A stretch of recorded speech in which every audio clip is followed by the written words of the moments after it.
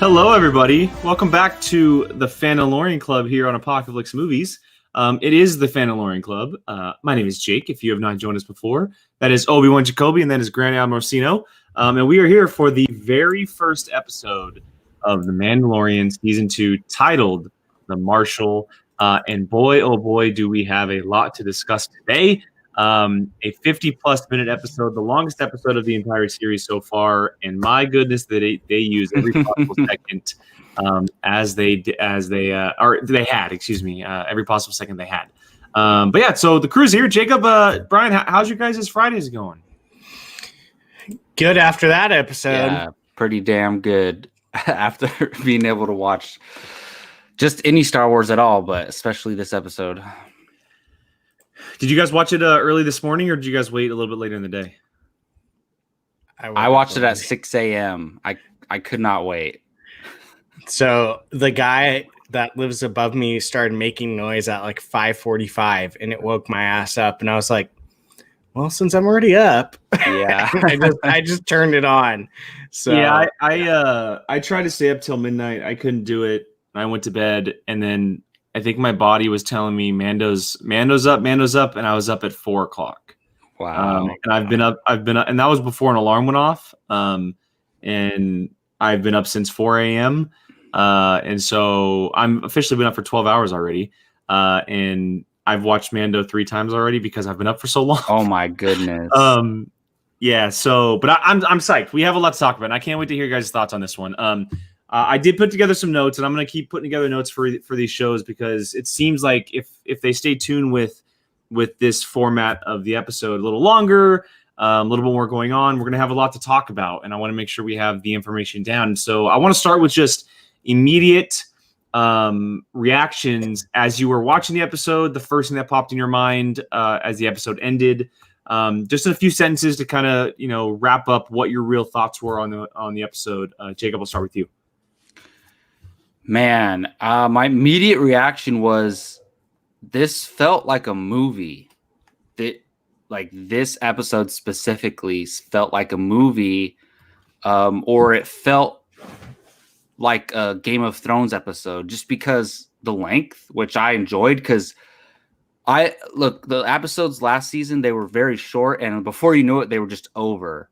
This one was nice and long. I could settle in and just enjoy it for a long period of time, and I was pausing it to see how much time is left. It's like, damn, there's 30 minutes left. Hell yeah. So I love that experience. I don't know if every episode's going to be long, but I had a feeling they were going to be able to make more episodes longer, because the shorter episodes probably had to do with the budget last season, and I'm assuming they loosened up the budget a little bit this time around because it was a big success. So that, and the production value of the crate dragon just looks. You're talking about the visuals, right? Yes, that looked so amazing for TV graphics, just absolutely incredible. So it felt very cinematic, and that was my first reaction. Yeah, I will second the dragon thing.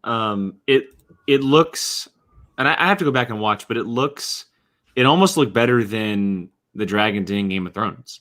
That's something we can kind of compare it to, because it's very similar in length and style of show and stuff.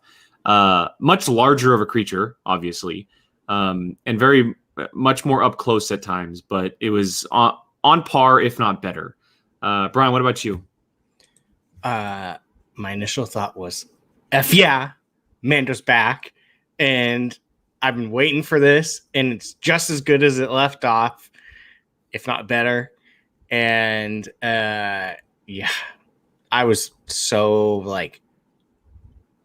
the whole entire time. It was just so good.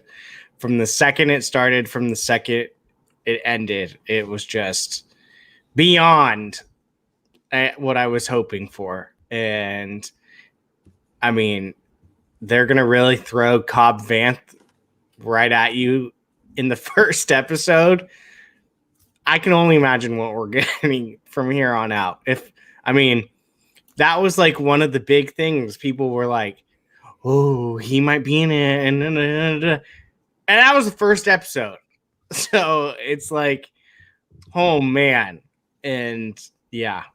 And that 52 minutes did not feel like no 52 minutes. It felt like a movie's worth of time, and it was amazing. And never once was there like, oh, okay, this part's, let's keep going. Like, there was never a lull ever in the 52 minutes. And that's something this show has done since episode 1.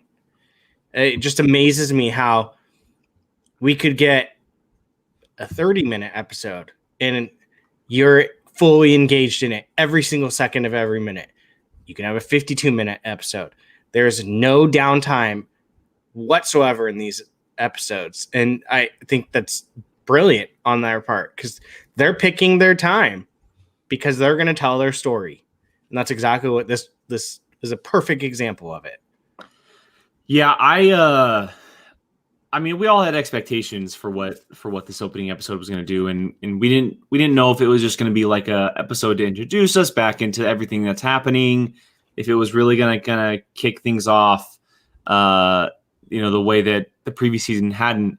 The second the title card popped up that said the Marshal, I flipped out. I flipped out because I knew exactly. Did they exactly. release all the titles this time or no? No. Okay, that's what I thought. Well, the titles weren't released last time either. But yeah, it was. The episode titles? I don't think so. I'm pretty sure. I'm pretty sure that was a thing we talked about. When I watched it this morning and it said the Marshal, I was like, my mind freaked. Like, I instantly knew what was happening because we had been talking about Cobb Vanth for so long. If you read the Aftermath interlude and the stories, you know exactly what we're referring to and who he is and the kind of involvement he has in this type of story. And then I doubled down because the episode, it started with the underworld scene at the Fight Club, and I completely lost my shit. Like, I was like, I kept telling myself, we're fucking starting this way. This is how we're starting the season. Like, this is really happening right now. And I could not believe that within the first 10 minutes of the episode, we had essentially seen 95% of the trailers. Yeah, that's exactly. And not just that, but the dialogue. All of the dialogue had taken place during that boxing Fight Club thing. And I was blown away by the fact that they had essentially totally just blindfolded us and tricked us.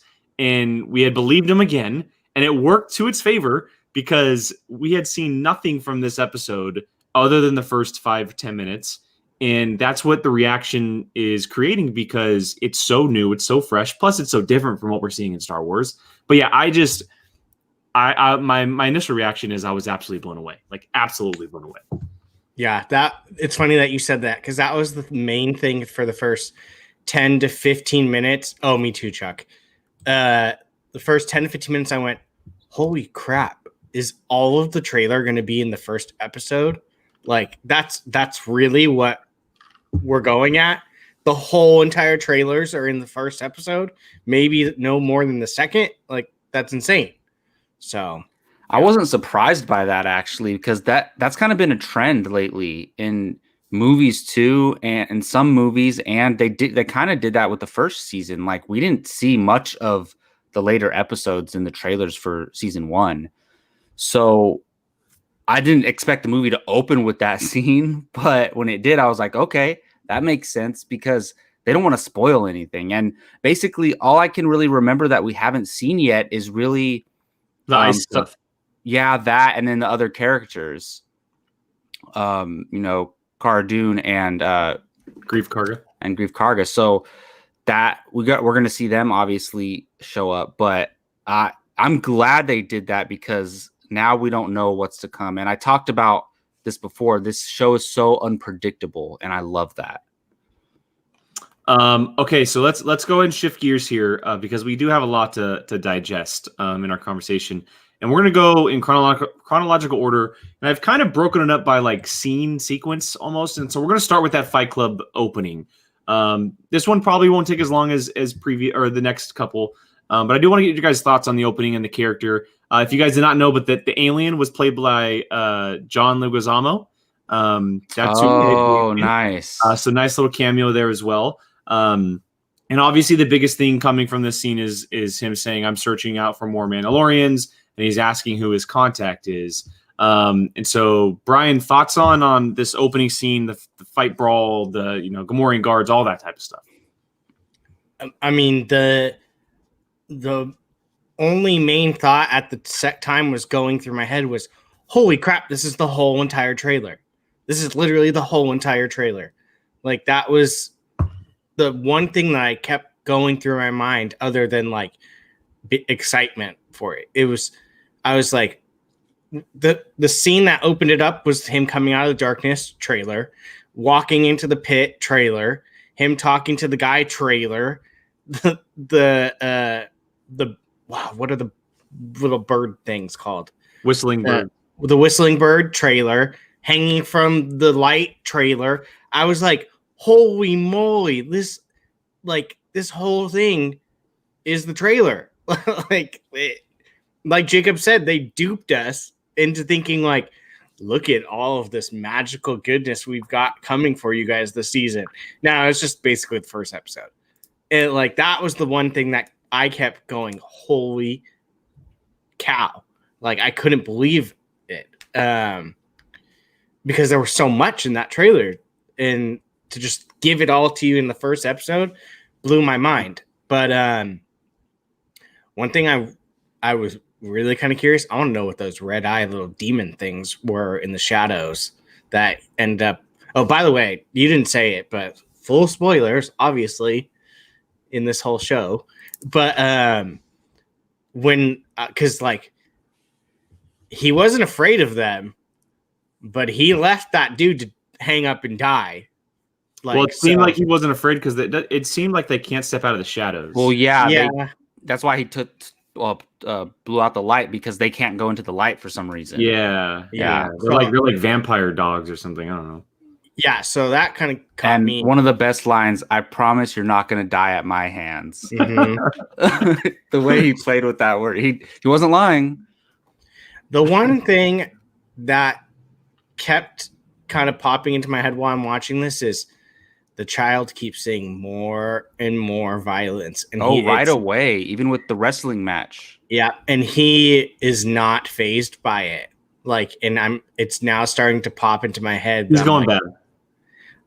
I don't think he's going bad, but I'm just like, dude, he's just kind of like, hey, look, people are killing each other. Like, and it's just like, okay, that could be that's curious. The galaxy that he lives in. Oh, I know, but I'm just like, you make impressions on children. But yeah, Samir, thank you, man. Thank you for the super chat. Grateful. Oh my god, that episode was fire. We are so not ready for what's to come this season, judging by chapter 9. Wow, is it next Friday? Yeah, the 7 days break is going to be awful. It's going to be terrible. Jacob, what did you think of Star Wars take on Batman to open the season? That's exactly what I was thinking when I was watching this. And remember the episode where when he went with the crew to the prisoner. Yeah, the prisoner episode. We were saying he's like Batman in this because the way he was sneaking up behind people. Mm-hmm. And I was thinking this exact same thing during that scene is, and especially when you use like the hook to grab him by the feet and tie him up, I was like, the Mandalorian, specifically this character, is Star Wars Batman. It's like Batman in space, and that's so cool. And Batman, I need a T-shirt. Batman in space with a Mandalorian. With the Mandalorian, yeah. I just love that, and it's not like they're ripping off Batman. It's just really cool because we already know the Mandalorians have tons of gadgets and stuff on their suits and all of that. So that opening scene was one of my favorite scenes in the entire episode, if not my favorite, because the action is top notch. We're not used to hand-to-hand combat like that in Star Wars. The scene next to the boxing ring where he's fighting those guys. Yeah, exactly. That's what I'm talking about. And I also loved how the Gamorrean guard tried to body slam him and it just didn't work. Yes, that was hilarious. He just moved out of the way.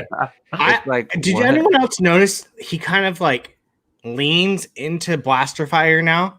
Like he's not afraid to because he knows it's not gonna hit him. And I when know, people but, try like- to punch him, he like smacks his head against their fist because he knows it's gonna hurt them more than it hurts him. It's so funny. But I think he's trying to like bounce the blaster fire back at them or something. I don't know. But he's not afraid to use the Beskar, that's for sure. Like there's a lot of great moments in this episode, but to me, that opening fight scene is the best. I like it. All right, let's shift gears because this is where the heavy hitter stuff comes. And so after the opening scene, he's obviously heading to Tatooine after he gets some information about the Mandalorian contact that he was searching for. And so he heads to Tatooine, and we're going to talk a little bit about his arrival on Tatooine and then the cantina scene where he officially meets Cobb Vanth, and Cobb Vanth officially makes his live-action debut in Star Wars. And so he lands on Tatooine, and we get Amy Sedaris coming back, making a great appearance. She's great. The role is perfect for her. It's quick, it's to the point, and it totally fits the character and the style of character they're going for in that moment. And then the big moment from this scene isn't just the layout of Tatooine, but who specifically gives the layout of Tatooine. And the great cameo of one R5 officially makes a return from A New Hope, the one that had a bad motivator at the beginning with Luke and Uncle Owen, officially makes the return, and he's been kicking ass for the last however many years, being that wasn't A New Hope. This is 5 years after the Return of the Jedi, so he's still kicking strong on Tatooine, doing his thing. But yeah, really cool appearance there. And then the canteen scene obviously is where Mando pops in after finding out what town, where the town is, and we see this great moment where he finds out, who Cobb Vanth is. The bartender says, well, why don't you ask him? And then, so we got the bartender here. Also, really cool design of this alien, I'll say. Super, super cool looking. I like the look of him because I honestly didn't love the look of the alien in the opening scene, the one-eyed one. Oh, okay. It looked kind of funky to me, but this alien looks really cool. And then that leads to this moment in the reveal of Timothy Oliphant taking on the Bubba Fett armor as Cobb Vanth, making his live-action debut from the Aftermath stories. And I got a couple pictures here. I'll just show him. Here he is without the helmet on, revealing himself not to be a Mandalorian. A great dialogue between the two of them, almost leading to a little bit of a gunfight, old Western style, but luckily didn't end up that way. Jacob, I'll start with you first. Thoughts on everything that happened from his arrival at Tatooine to the cantina scene with Cobb Vanth. Yeah, so we talked about this on our preview episode about Cobb Vanth showing up in this season, and did we know if it was for sure or not? Or it was never confirmed. It was heavily rumored, right? Oh, we knew Timothy Oliphant was going to be in this season, though. Yeah, but it was never officially confirmed that Cobb Vanth was going to appear. So the fact that that's the alien name, by the way. Our resident. They built a whole episode around a character that we were introduced to in the canon novels. Up to this point, they hadn't really doubled down on whether the books are canon, right? This, to me, is them at least telling us they're more canon than not canon, because this character showing up and everything's consistent with what the novel showed us. So I love this, and I mention this all the time. Like it opens the door for us to see other characters in, and one day I want to see Ransom Casterfo in the TV show. Just please give me that. But do you guys agree that him showing up here makes that more a possibility somewhere in the Star Wars galaxy? 100%. Absolutely. Yeah, 100%. So that's what I'm saying. Like, this just shows me anything from the novels is on the table. Like, they can bring to movies or television, which I love. And honestly, you think a guy with a recognizable face is going to be a distraction, but he fit in so well in this town and being basically the sheriff of this little town. And I've heard people say that it's essentially the justified character. I was thinking, I've never watched Justified, but I was thinking that too. Also, Timothy Oliphant is the perfect cowboy to play this type of character. I saw someone made a meme on Twitter going, Timothy Oliphant anytime he sees the role of a sheriff. And it was like, and how cool. I always think these actors, they must be like, oh my goodness, I'm in Star Wars. Like, just, I would be geeking out. So I really liked his character throughout the whole episode. Brian? This is honestly probably my favorite little section that we're going to talk about. I loved it from the beginning where when he tells him he's on Tatooine, he's like, Tatooine? Like this place again? Like, I gotta go back there. Well, and that's an homage or ode to us because we're thinking the same thing as viewers. 100%. It's like, why is it always Tatooine? But we saw a new part of Tatooine that we've never seen on screen. It was a totally new planet. So that I'm okay with that. Yeah, it was like the opposite side of the planet or something we never seen. Him landing in the hangar loved that part. I was cracking up at the little pit droids being able to work on the ship, and they got so excited. And then all of a sudden, that one's holding the tube, and he's like, I love that they include those because it's a prequel thing. I love that. Yeah. So, of course. And then I literally audibly was like, yay, when R5 showed up, because if you've read from a certain point of view books, you know how big of a hero he is, and he's even got the burn marks from where he blew out his motivator. So that part gave me all the smiles to see that. And then when the cantinist stuff started, I was just like, oh my God, we're actually going there. We're doing this right now, right off the bat. I mean, I knew it was coming because of the title of the episode. Once I saw it, I was like, Jake, okay, wow, we're really doing Cobb Vanth right off the bat. But I watched this with the subtitles because sometimes it gets a little muddled. And the subtitle said Cobb Vanth, and I was like, all right, well, before they showed him. Well, because the subtitles happen before they speak. Yeah, and so he walked in, and it just said Cobb Vanth, and 5 seconds later he starts talking. We're like, oh, okay. Yeah, and then so I was just like, okay. And I don't think he shows his face until he sits down. And he takes the helmet off. Yeah. But the whole entire time, the subtitles going Cobb Vanth, Cobb Vanth, and I'm sitting there all right, subtitles, kind of an asshole, but I figured it out way a long time ago. But this, correct me if I'm wrong. We obviously know this show has taken heavily from Westerns. This was literally the quintessential Western episode I think we've had so far. Yeah, it was the most Western we've had. It was also the most and we'll get to this later, but it was also the most Native American cowboy we've had yet too. Obviously with the Tuscan Raiders, which we'll get to here in a little bit. But yeah, it dealt, like Jacob had mentioned about doubling down on certain things. It doubled down on the Western side of the show, and it not just the way the dialogue was and kind of the intensity with the showdown between Cobb Vanth and Mando, but also just the way that it was also shot and the way that it felt and looked at certain moments. It was 100% a Western in Star Wars, and kind of the scum and villainy of the dark side of Star Wars. Not the bad spot, but just the unknowing part of Star Wars. It focuses in on that, and that's very much what Westerns do most of the time.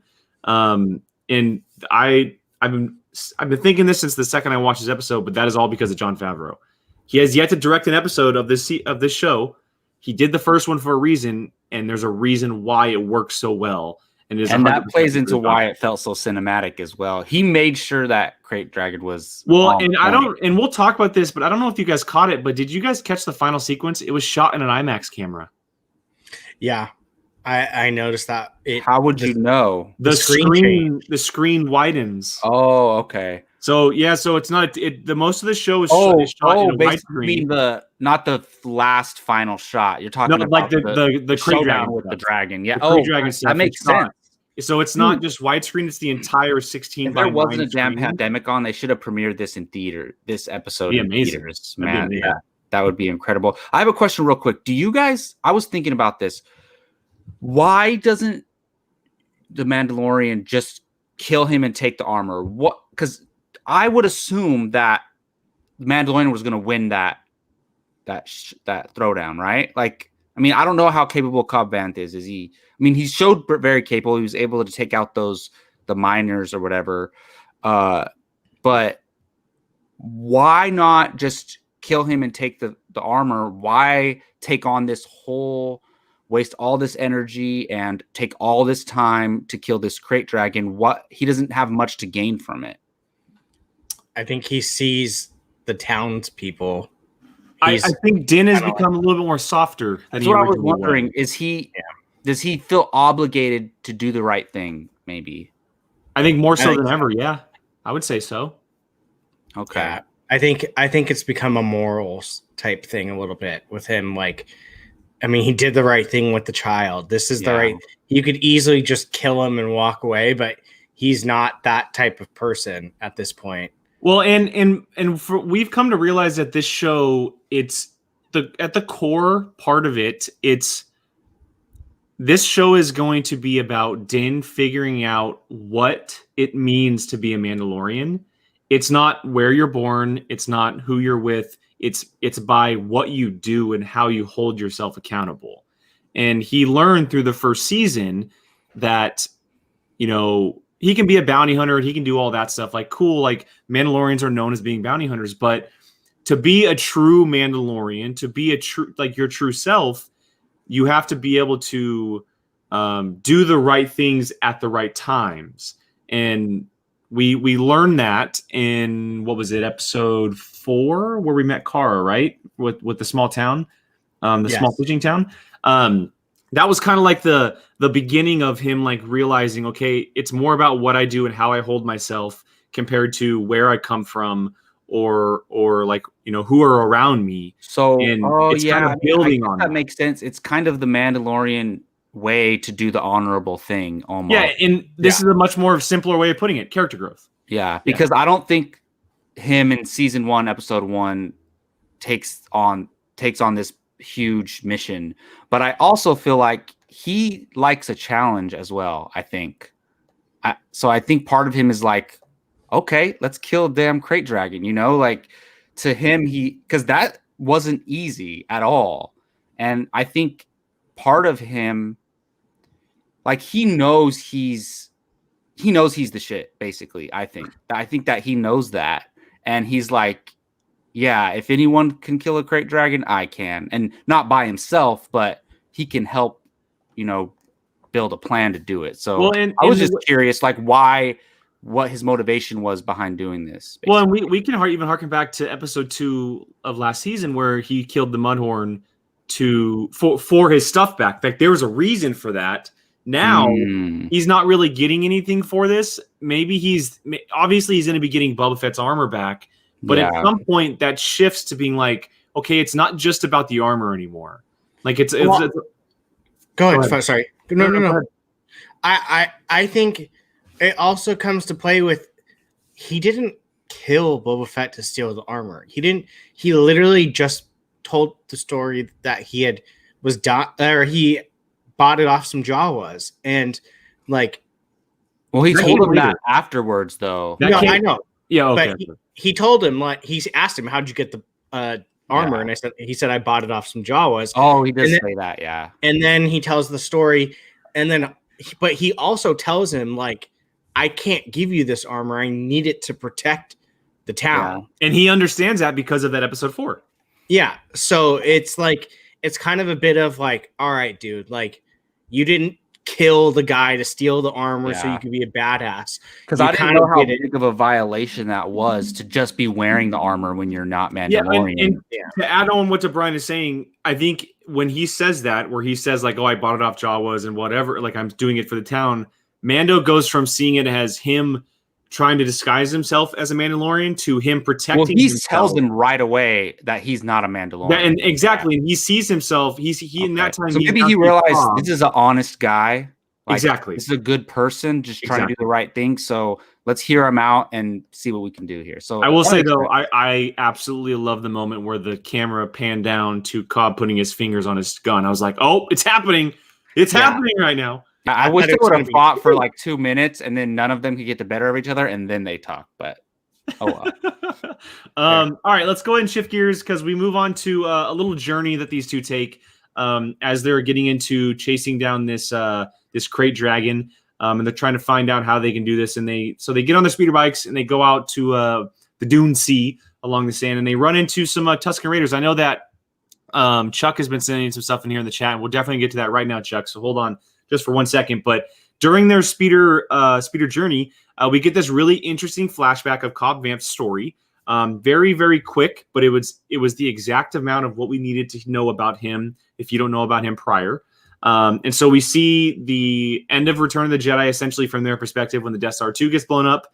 And I love that line where he goes, the Death Star, the second one. It's totally a Timothy Oliphant thing. So we see the Death Star 2 blow up, and then we see how the miners essentially take over the town. Also, we see how he steals, and I forget the name of the crystals, but I'm just going to call them the crystals right now, in the tub that he ends up taking from the miners. Ends up in a Jawa sandcrawler. Oh, funny. He's just like, let me just grab anything I can. It could have been a jug of water. Yeah. And then so he ends up in a sandcrawler, and we see that really cool scene where he points to Bubba Fett's armor. I will add that that's the one slight change that was from the interlude with Cobb Vanth's story in the Aftermath novel. In the novel, it's a little bit of a longer exchange, and there's actually also someone else involved in that scene. He actually kills someone to get that armor in the story itself. That doesn't happen in the story, but again, very minor change. For the most of it, it is pretty much spot on from what we know of him in the story. Not enough to bitch and moan about. That's so minor. Like, I don't even care about that. Like, yeah, like that's not even a major part of the story. And then obviously all the stuff with the Tuscan Raiders. I definitely want to talk about the Tuscan Raiders because they have been humanized a lot throughout this series. Chuck went after. We're going to talk about that after this. Don't worry. I'll be bringing that up. Don't worry. But I want to talk about the Tuscan Raiders because they became true, real characters in this episode more so than ever. And so, Jacob, I'll go to you first on all this stuff, man. The flashback, the Tuscan Raider stuff. I mean, what do you think about all this stuff right now? I liked it. I was surprised because you think, okay, we don't have a lot of time here. We got to hurry up and get to the point, but they take time to tell this story. And we've seen this before in other episodes where it's like, yeah, this is a TV episode, but we're going to take time to tell some backstory to make sure you know as much about this character as possible. We see a lot of like flashbacks and montages and things like that, which I really loved. I was surprised when it actually cut to this because he started talking and then it's like, oh, we're getting a flashback. And we're just recently in the past couple of years getting used to the idea of flashbacks in Star Wars. So it was really cool to see. And yeah, I'm not sure because this episode was about, all right, getting this armor by killing this dragon, saving this area of Tatooine from this crate dragon. We talked about is every episode going to be a mini movie, like a mini story? And we'll see. Maybe it picks right up where it left off, and we'll talk about that at the end. But as far as the Cobb Vanth stuff, I thought it was really cool because I don't know why. I just love seeing them, ride across Tatooine on speeders. I like when they did that in the last season. I even just enjoyed that. And were they like hinting at like racing a little bit, like who can go faster? Did you guys see that when they were like on their way back or something? One was going faster and they were looking at each other, and then the Mandalorian started speeding up. They were kind of just like, you can definitely tell that they have a really nice friendship. Like they caught on with each other very quickly. Yeah. There was a mutual respect. Brian, before we get to the Easter egg here, what are you thinking about all this Tuscan Raider stuff? I love it because I mean they have humanized what we thought were monsters. Like, I mean, yes, there are bad to what Kylie just said about the Anakin's mom thing. There are horrible people. Like it kind of is like a metaphor in a way for like human nature. Like for the most part, we'd like to think that They are just normal people doing their own. Din's speech when he's like, yes, they are raiders. They do bad things, but they're not all terrible, you know? Exactly. And that's it. It was kind of a metaphor. Like, just because they might have some bad eggs does not make them horrible people. And not to mention, there's the thing that really kind of stuck out to me too was the part when they offered Cobb Vanth the egg of water, and he goes, "What is this? I'm not going to drink. This is disgusting." He goes, "Well, what do you expect when you guys stole all their water?" And so, like, it's really showing you, like, the Tuscan Raiders are what they are in these rumors because no one's giving them a chance. They just look at them as savage. Hey, and they show him drinking it later when they're all making the plan. He's all sipping on one. I was like, that's cool. Yeah. So it's the Tuscan Raiders have become just so much more deep characters because of this show. Like, you can't tell me that anyone outside of this series didn't immediately think like, oh, those Tuscan Raiders, they do nothing but bad. They're always in the situations when something bad is happening. In fact, I watched episode 1. They shot one of the pod racers and it exploded. And so, like, it's that type of stuff. But this show has humanized them in a way that I can't think of anything other than Star Wars that's done that. Like, they have a language. You just don't know it. And I love the Tuscan Raiders story every single time we revisit them, because I think it's a lot deeper than what people are realizing. Yeah, like I mentioned earlier, it's a mirror image of the Native Americans and the Cowboys. Like a long time ago in our country, where the Native Americans lost their land because we settled here, and that's just how it went. That's how history went, and it's very similar to this. The Tuscan Raiders, they lost their land to settlements and people moving in on their places, and they lost land, they lost water, and they were looked at as savages because they didn't have the technology or the way that they did things. They did things a lot different. And now this show has put them in the spotlight, and we're able to see them as characters and as a people, rather than these, for lack of a better word, we've been using it, but the savages that that people claim them to be. And we see it multiple times. Like they carry these sticks around. In one of the scenes, one of the Raiders was using that stick to clean the Bantha's teeth. Like they're very different people from what they're portrayed as multiple times. Well, it's the way we were introduced to them, right? Exactly. In A New Hope, and then in an Attack of the Clones, it's just they're portrayed that way. But I love what they've done with them here. Agreed. Can I say language too is just and I'm obsessed with the Banthas. They are the funniest looking things. How they have the big mouths and they just apparently they're super expendable though. And they're put out for slaughter. That every was time so sad. I was like, so no. bad. I was like, I love these things. I don't know about you guys, but it eats the guy instead. Yeah, that terrified me because I loved that. Like, this reminded me of Tremors. I don't know if you guys have seen those movies. But I was talking to someone earlier, and they were like, "Yeah, it was just a Tremors episode of Star Wars, and I loved it." It's like the Godzilla Tremor. Like, it's so terrifying, and I'm like, how is this? Sand person down there. I would not be the one volunteering to be down there. And you immediately know he was going to get eaten because he's like running away, tripping. Too, yeah, and you're like, oh, he's gone. And then the Bantha's just like, I love the Banthas. Okay, so we have one big thing to talk about, and I do want to get there before we talk about the final moment with the Krayt Dragon and everything, and that is this. Cobb Vanth, and maybe a lot of people didn't recognize this, but social media blew up as it usually does. If you know Star Wars, that is almost an identical looking pod racer part of Anakin Skywalker's pod racer from the Phantom Menace, one of his engines. And it's a different color. It has a little bit of additions on there to make it obviously into a speeder, but it's almost an identical version of his pod racer engine part. And also, interesting thing here, let me take this off real quick. Someone had put it in the chat that there was actually, right here, Chuck said it. Another one was in Amy Sedaris' garage, which I did not see. I caught it in the background. Yeah, so I didn't see that. There you go. Sean said it in the back, which is interesting. I mean, look. He said, I'm back. Oh, I'm back.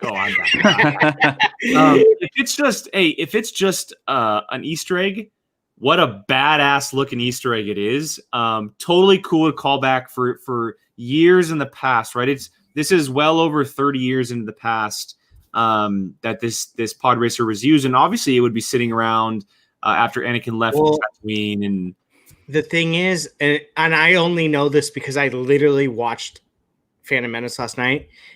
He sells the pod racer. Yes. He goes, Mom, look how much money I sold the pod racer for. So it could have ended up anywhere. That literally could even be if it's not specifically his engine, it's still a pod racer engine, which is built his speeder from different parts and added a pod racer engine. So that's really cool. Yeah, we know it's not red, so I mean, but he could have. Than that, I don't know. It could have been painted since then, and So I mean, over 2 decades in the past, who knows what's going to happen to that thing? Mm-hmm. Yeah, the camera really made sure we got a good look at it. I was like, why is it like shoving it in our face? And it's like, kind of looks like a pod racer. All right, let's go and get to the final big battle here, the Krayt Dragon. All the good stuff that happens here. They're trying to lure the Krayt Dragon outside of the cave to try to blow it up. I got some pictures here of the Krayt Dragon. This badass looking thing, super, super detailed, very, very cool looking and very large. Here's a picture of it next to Cobb Vanth and Din. Just look how big that thing looks, and look how good it looks too, as far as visual effects go. Amazing. Also mentioning that it doesn't spit fire, but it spits killing disintegration. I hated terrifying. That. Oh yes, that's so terrifying. Absolutely terrifying. And it's intelligent, man. When it disappeared and then it came up from the top and started spraying them, I was like, oh my goodness. Yeah, very, very cool sequence, action-packed. We also got some really cool stuff between Din and Cobb as well. Here's some scene them overlooking, and then one of these cool scenes where they're shooting at it together with the Mando suits on.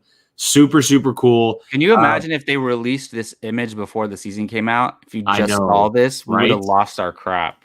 Look how good that looks. I will say too, and we haven't touched on this though. I love how beaten and battered Bubba Fett's armor is, because later in the episode we know that Din essentially gets swallowed, and then he comes out and blows up the Krayt Dragon, and the acid is essentially coming over him, but it's not doing anything to him. And so it's telling us that Beskar is pretty much immune to almost everything. And he must have known that. Yeah, probably. But the disintegration from the Sarlacc pit and all the damage there didn't break the Beskar, but it heavily damaged it, which is why his looks like that. One of the lines that stood out to me was, it's an abandoned Sarlacc pit, and there's no such thing as an abandoned Sarlacc pit. He said it is if you eat the Sarlacc. It's like, so this Krayt Dragon, Bubba Fett died by the hands of the Krayt Dragon. I think that might have a play of how he escaped somehow. Maybe that Krayt Dragon that ate that Sarlacc was probably the same one. Yeah, Star Wars said, "Hey, Dune, we're gonna just absolutely destroy what you made before we start it." But the Krayt Dragon was just the Krayt Dragon is mentioned in Star Wars, when is it first mentioned, or is it just in the? It's been mentioned, but when R2 and 3PO land on Tatooine in A New Hope, there's actually a Krayt Dragon skeleton in the background. Oh, okay. So it has shown up physically before, but it's been mentioned a couple times. But we've never seen a live one. No. And there's actually been Krayt Dragons that are much smaller. This one was very large, huge.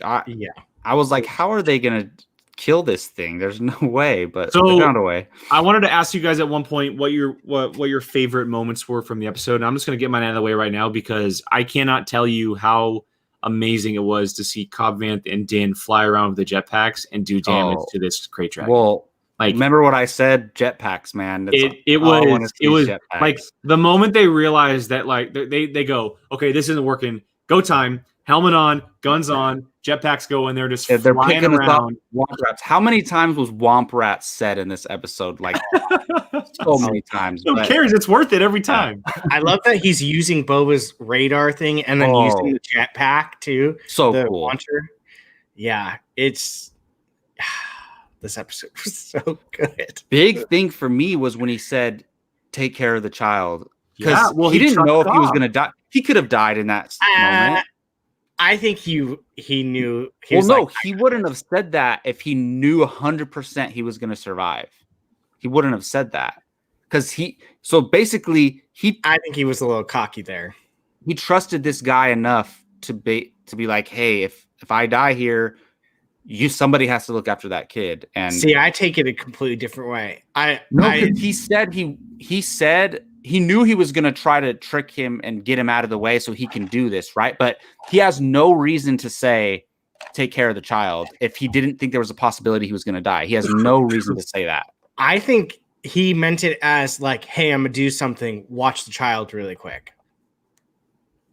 Well, the child was like all the way up there. I think he meant if he died, take care of the child. Either way, a really cool Easter egg came right after that moment. What was that? Where he smacked the jetpack and he went flying. Oh, yeah. Because that's the Han Solo move from Return of the Jedi, where Bubba Fett ends up dying, right? He smacks up against the sand barge because he hits the jetpack. That's a total callback. It's the same jetpack, so it obviously has a little malfunction going on.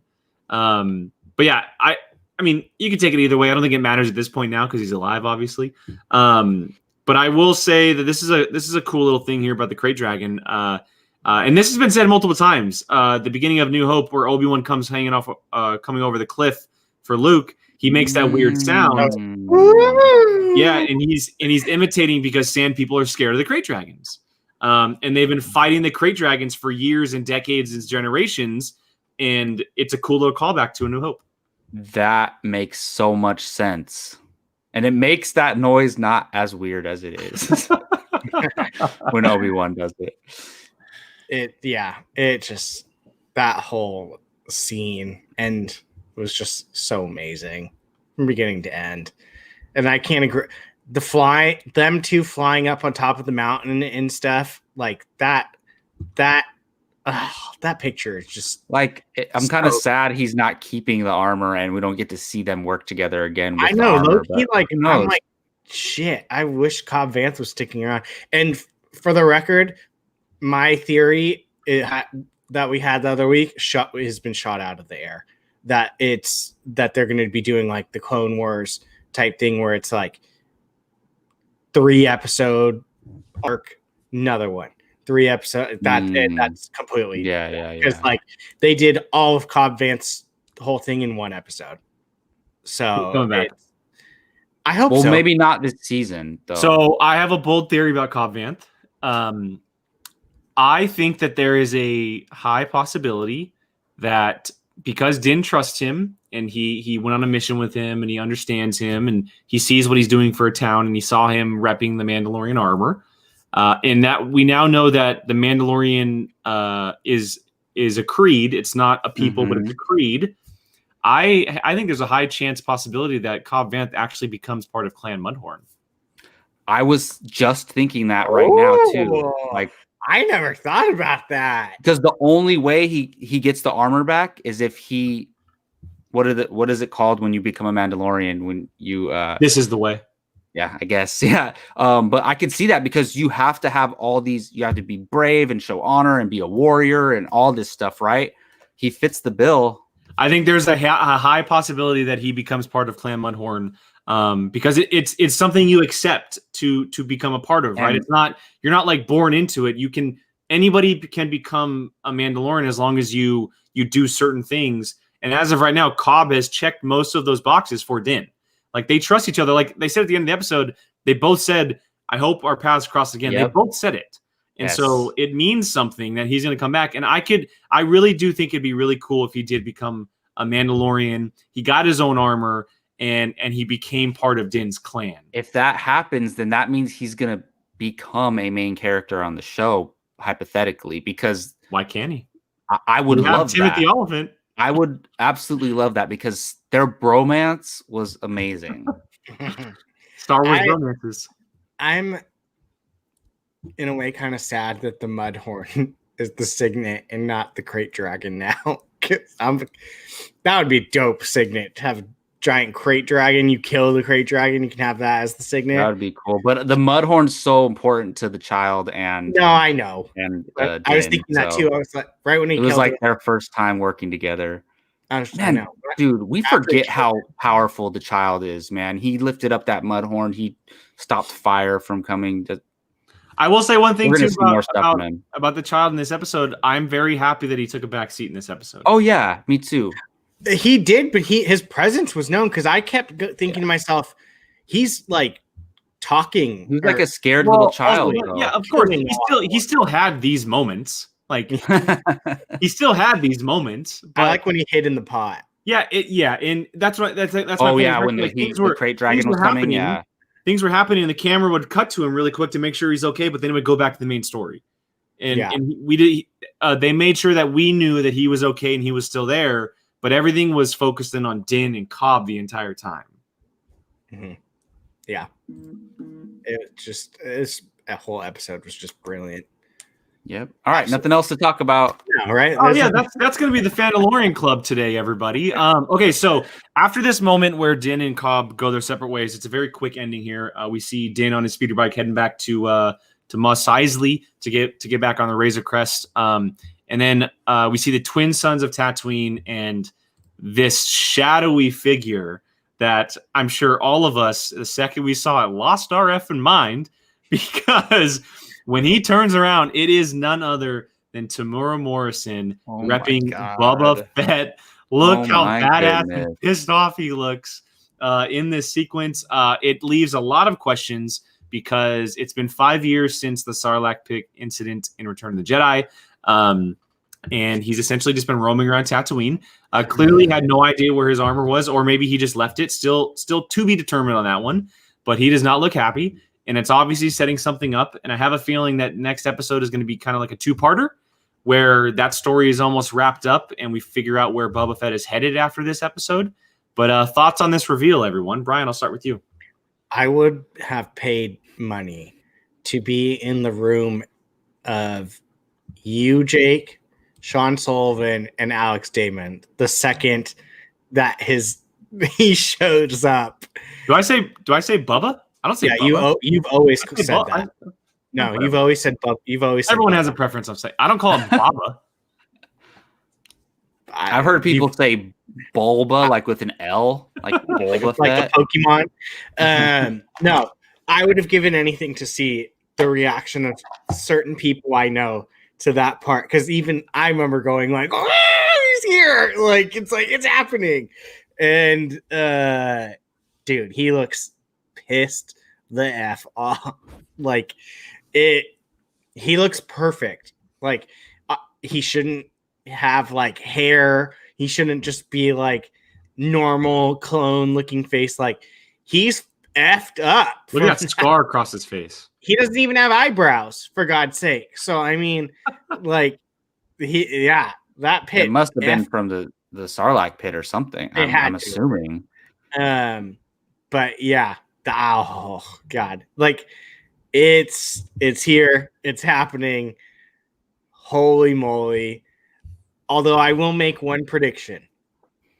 I don't think Bubba Fett's going to end up being bad at the end. He's going to start off being an asshole, but I think he's going to end up.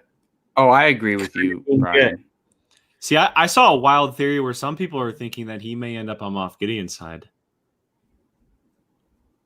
I mean, that's what if he's going for the Darksaber? I honestly, we don't know what his motivation is at this point. We're gonna have to find out. I will say though, interesting point here. He does have a rifle on his back, and we know that Fennec Shand had a rifle with her in episode 5 of last season. Could he be that shadowy figure that pulled her body at the end of episode 5 on Tatooine? 100%. Well, I know that the two possibilities are either Cobb Vanth or Boba Fett. Excuse me, Boba Fett. The only thing I will say is that from what I remember, In episode 5, that figure had a cape. Cobb Vanth doesn't have a cape. And Boba. Oh, wait, you think Cobb Vanth was the one that found her? Some people think that might have been. It was Cobb a Vanth. possibility. I think it was Boba Fett. But we know that the Spurs were there. Is the thing. So. God I don't know help you. what Dark Saber is. Do they have that at Disneyland yet? No, my sister's there right now, and I'm like, buy this. Dude, if they come out with the Dark Saber, oh man. Well, and if you notice, if in that picture, he's got one of the Tuscan Raiders. Tuscan Raiders' his little spike thingy.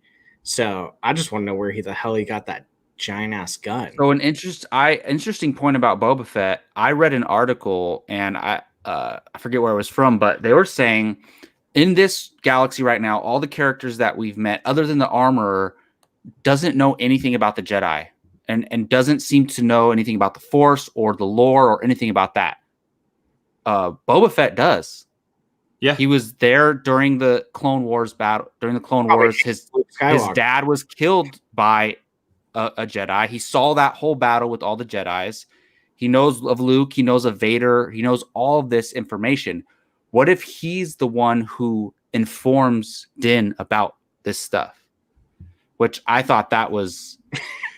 I thought that was an interesting point, because if he's going to end up talking to Din, that's where he can find more information about these enemy sorcerers he's looking for. So I also heard an interesting theory that he is actually disguising himself as a Tuscan Raider. Oh, that would make sense. Yeah.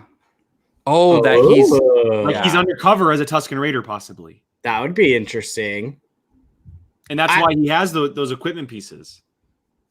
That could be interesting. You think he was there that whole time, like as one of them? Like maybe he's just kicking it. Like maybe he's just letting things die down. Leader of a Tuscan clan that we meet. Billy, I was thinking the exact same thing the whole entire episode. Is this the Harry Potter thing?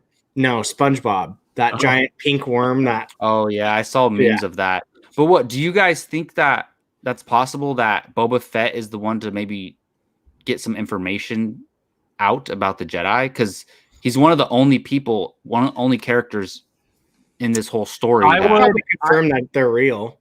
I would say yes.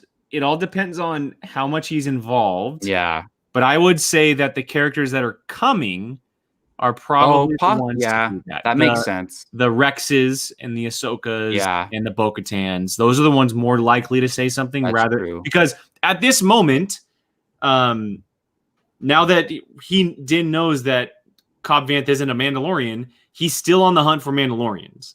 And from the ones that we know, that's true. There's only a few left that he can run into that we know from canon. Bo-Katan, Sabine. He doesn't know that Boba Fett is alive. You hate saying this, don't I'm you? gonna say it. I'm gonna say that every time. Boba Fett. Boba Fett. Boba. And like so he's gonna run into a character that tells him about the Force because he needs to learn about the Force. I have a feeling it'll be one of those three characters: Rex, Ahsoka, or Bo-Katan. That makes sense. That makes sense. But do you think he's going to talk to Boba Fett first, though? And what if he's like, just tells him like, "Hey, I'm on this. I need to bring this kid to some other Force users or some other magical wizards or whatever." Oh, Boba Fett. Okay. Is that Boba's wife, Bulga? Yeah. You know the one thing. Jesus. Oh, God. The one thing that I did think of when that kind of sucks, but I could be wrong. The second I saw Boba Fett, I went, shit, all those rumors are probably true. With that, well, remember on our preview, I said Boba Fett was the one thing I don't want to see. I completely changed my mind after seeing him on screen. I was so down for this, to be honest, because I love how it's the actor who played Jango Fett, and obviously we know Boba Fett was a clone, so of course he would look exactly like him. I love that they're sticking to that lore, and it even though Boba Fett is a original trilogy character, him being a clone and looking just like his dad is a prequel thing, so it ties everything together. I love it. Yeah, it was done perfectly. The way There. What is this? I predict Django comes back from the dead, kills Mando, and then the show becomes Django hunting down still. It's still alive Mace Windu with a still alive Boba Fett. And he doesn't have his head. It's just that little stump that they showed. Sean, I'd watch the hell out of that. Okay, I'm not going to say it. To wrap up the show, I do want to ask you guys, because obviously this episode isn't what we expected. And there's things that happen in this episode that we didn't expect to happen. Now that we only have 7 episodes left, really only 7 episodes, 7 weeks left. What is the? I like how we're talking about it ending today. What is the one thing that came from this episode that you are most interested in, intrigued about, or looking forward to? It can be characters, a character, a plot point, a story thread. Just the one thing that may have piqued your interest the most from this episode that you're most interested in finding out. Jacob, I'll start with you. I have one if you want. Yeah, go ahead, Brian. I need some time to think. His quest to find the Mandalorians, or any type of Mandalorian. I mean, Boba Fett's awesome. I cannot wait, but like that is his mission right now, and I cannot. I'm like, yeah, find as many of these guys as you can find, because I need to see a giant thing of Mandalorians fighting. Like, can you imagine how excited we were when just Cobb Vanth and him are doing jetpacks? Like, imagine a freaking fight with all this going on at some point against Moff Gideon. Like, oh my God. Obviously, that's not all going to happen this season, but still, that's what I'm most excited about, is the possibility of meeting these new Mandalorians and anything like that. I second that. That was mine. I think I'll just to be different, I'll say, and it's like a 50-50 shot it's actually going to happen, but the whole Cobb Vanth possibly accepting the creed and becoming part of Clan Mudhorn. Oh, damn. I was going to say that. Oh, really? Oh, shit. No, that's okay. I mean, nobody's choosing Bubba Fett as there, so that'll be mine. Yes, it's I left that thinking he would take it. Yeah. I would. We all switched. Like, I would love to see it happen, but again, it's like a total just 50-50 shot. It's more like a 25-75 shot, but whatever. I'm all in on that, dude. I think Cobb Vanth might be my favorite new character introduced. Like, other than the child and Mando, Timothy Oliphant he's too lovable. He might be my favorite new character introduced, like side character. Jacob, what about you? So I'll go with Boba Fett, because I mean, I know we're all looking forward to that. And there's a possibility that he leaves Tatooine and we don't even see Boba Fett until like later on in the season. That's a possibility. Or because he never stays on the same planet, like in this, like from episode to episode, he's always on the move. So I'm curious to see, is the Boba Fett payoff right away, or do we have to wait? I really hope they don't not show him the whole season, and they just showed you that he's still alive, and then he'll be back season 4. I hope they don't do that. I'm wondering where he fits in this season and how they're gonna handle it. You think he's gonna be in it most of the season? No, I think he's in it one more episode. There's gonna be an episode focused around Boba Fett, where it's him talking to Boba Fett, and whatever Boba Fett's purpose is to be here, one episode is going to be focused around that. And I'll ask, I forget where Brian's stance is on this, but Jake, you've always said you never want to see Boba Fett with the helmet off. How do you feel about seeing that? It's weird. It's definitely weird, but we've talked about this multiple times on multiple of our shows, because it seems like different Mando creeds have different regulations for the helmet. Because Sabine, right? She takes her helmet off all the time. Bo-Katan takes her helmet off. Din doesn't take his helmet off. And so I'm wondering where he lies in that, or if he lies in that at all. Well, he doesn't follow the Mandalorian way, so yeah. So and look, I will always stand by the fact that I would have loved to have seen Boba Fett with his helmet on the entire time, but trying to catch himself from here on out every time for the entire time. But with the way the story is being told, I can do nothing but say it totally makes sense. Yeah, I'm okay with it too. Like, I was never against it, but I always thought it would be weird. But the fact is, he doesn't have his armor, and we actually knew that if we were going off canon, off the novel. So it's not like he has his armor and he chooses to take the helmet off. He doesn't have it, so he has no choice. I think how it's done is perfect. Like, yeah, I mean, I could come back next week and be like, I was wrong. It worked out perfectly. They told the story perfectly, like, depending on how the next episode goes. I mean, it's the way they're doing it is so respectful of the character. Like, there's a reason. It's not, here's Boba so Fett. funny because all we did was see his back and him turn around, and we're talking this way. I know. Like, Can you imagine if it was like, this is clone 2-3 Frank? Like, it's just like we'd be like, oh, son of a bitch. the running joke now. The running joke now. Hey, I was thinking, wouldn't he be, pissed at Han Solo at this point still? I mean, he's probably always pissed at. I would think that his main goal. I think the destruction of the Empire and the Galactic War being over at this point probably has changed He his just mind. doesn't care anymore. I think, and this is what I was talking about, referring to earlier. I think he's gonna just be like, you know what? I put that life behind me. I've found. I think so too. Peace in. I think so too. My life now. But he knocked him into the Sarlacc pit.